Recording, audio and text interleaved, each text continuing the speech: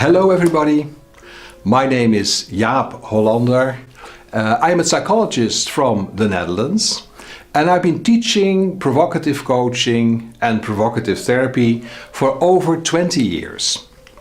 Together with my colleague Jeffrey Wijnberg, we have trained hundreds of provocative coaches. In this series of short videos, I would like to introduce you to a number of what we call advanced techniques of provocative coaching. Of course, if there are advanced techniques, there should also be basic techniques, so as to distinguish the two from each other. And so I will first start with describing what we consider to be the basics. For us, the basics of provocative coaching, as derived from Frank Fairley, the father of provocative therapy, is what we call the Provocative Starter Kit. You may have heard about that or maybe read about that. I will quickly describe the Provocative Starter Kit so that you will understand what I think you know when I explain the advanced techniques. So the first element of the Provocative Starter Kit, actually the first element of any good provocative work, is that famous combination of humor, laughter, the laughing state, finding things funny, having the jester's attitude on the one hand, combined with warmth, positive regard for the other person, respect for their model of the world, and basically seeing them as a wonderful person, sponsoring them. It's the second element. And the third element, of course, is challenging, provoking, and getting to that incongruence where the verbal messages may be harsh, but the underlying sort of stream of contact is warm and accepting.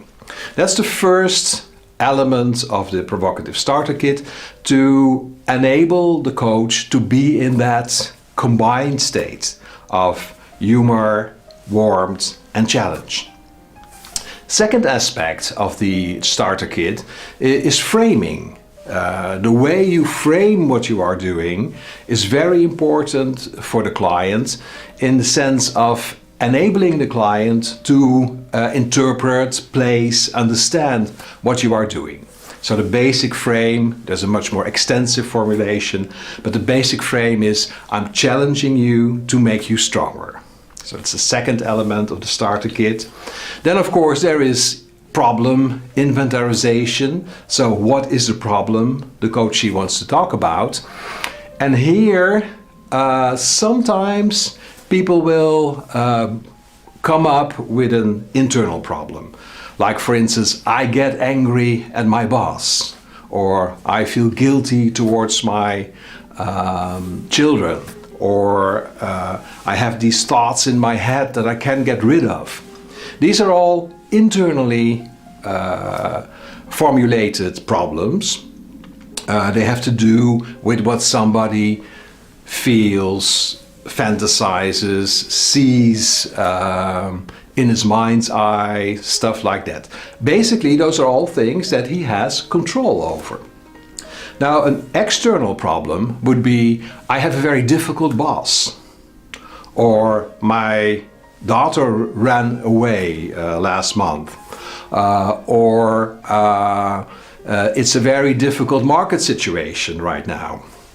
These are all external circumstances, so the client is describing the difficult circumstances, often they are difficult, they are in, but they're not talking about their internal processes. So another part of the Starter Kit is to guide the client from external processes to internal processes. So somebody says, I have a very difficult boss. As a provocative coach, it's your task to ask things like, so when you meet that difficult boss, or when you are with that difficult boss, what does that do with you? How does that make you feel? What does that make you think? What is the effect of the difficult boss on you? So that way you translate external circumstances into internal processes. And then you will provoke on those internal processes and not on the external circumstances. So that's the second element, the second aspect, I might almost say, of the starter kit. The third one, not always in this exact position where I'm describing it now, is giving the client a nickname. So if somebody's very, spiritual and very, has very sort of holistic values, and yet has some irritation, you might, for instance, call him the angry hippie.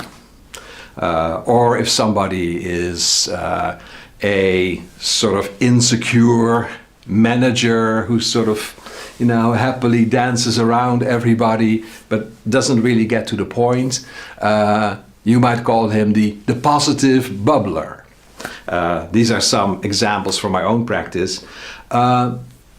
The point here is that the nickname has to sort of be a short code for something you want to provoke in the client.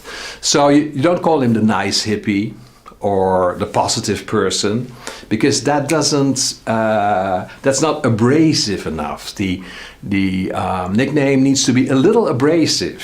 It needs to elicit a little bit of a provocative response in the client. So that's number 3. So we've talked about the basic attitude, we talked about the frame, we talked about, translating external circumstances to internal processes, and we talked about the nickname. Then there is a phase of goal reversal, which basically means I want to achieve something as a client, and you as a provocative coach are saying, no, it's not a good idea. I have a problem, and you as a provocative coach go, why is that a problem? Maybe that's a good thing. You are angry at your boss. Well, isn't it a natural response if you have such an irritating boss? So basically, in this framework, the good is bad and the bad is good. So the goal is not good and the problem is good. The client has a different idea, so this intervention is designed to elicit a resistance response or maybe an accepting response. Both are okay. Both are good provocative effects, provocative responses. One is resistance, no, that's not true, I don't accept that. And one is acceptance. Okay, well, there might be something in that. Maybe I should simply accept that. Those are both good. Many people think that provocative coaches only want resistance. Well, provocative coaches love resistance, but acceptance is often also a very good response, because if you accept things the way they are, you basically have no problem. So this is about goal reversal, and then the last aspect of the starter kit is what we call the do some more of that matrix. So basically, Frank Farrelly has says this: do some more of that, feel some more of that, think some more of that. So the client is angry, okay, be a little more angry, think a little more, some more angry thoughts, feel a little angrier, and this is basically stimulating the problem. And we have designed something that we call the do some more of that matrix, where we have all kinds of different ways in which you can tell the client to do some more of that. So, for instance, we distinguish, yourself or society.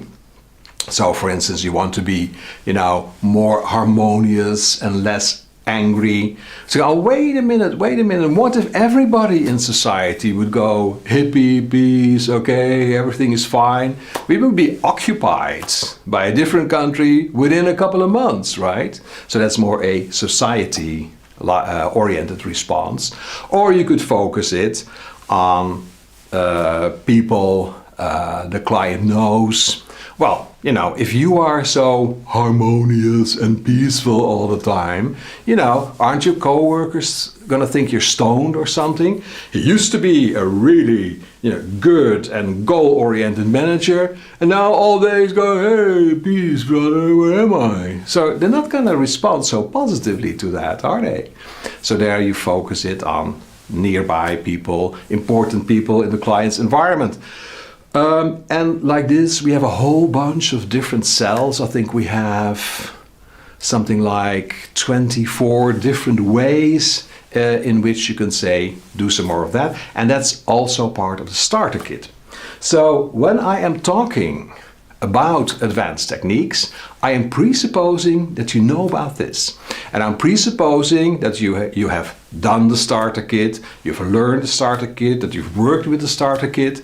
I mean, of course, you're welcome to watch the videos, you know, if you haven't, but this is what I'm presupposing. This is what I am assuming that you know when you watch these next few videos about advanced techniques of provocative coaching.